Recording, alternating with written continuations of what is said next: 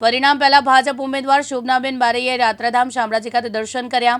ભાજપ ઉમેદવાર શોભનાબેન બારૈયાએ જણાવ્યું કે સાબરકાંઠા લોકસભાના બેઠક પર મને જીતનો વિશ્વાસ છે। ત્રીજી વાર મોદી સરકાર બની રહી છે। અકલ્પનીય મતોથી હું જીતીશ। આજે ભગવાન શામળિયાના દર્શન મેં કર્યા છે। અહીંયા સાબરકાંઠા અરવલ્લીના જે મતદાતાઓ છે એમણે ભારતીય જનતા પાર્ટી તરફથી મતદાન કર્યું છે।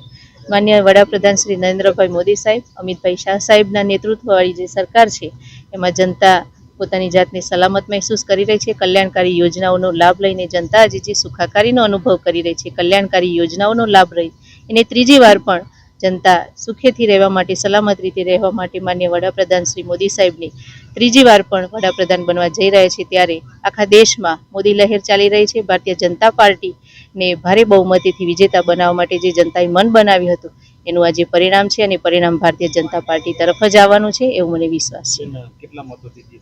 અકલ્પનીય મતોથી હું જીતીશ। જનતાએ મને ખૂબ આશીર્વાદ આપ્યા છે। ઋતુલ પ્રજાપતિ, દિવ્યાંગ ન્યૂઝ, અરવલ્લી।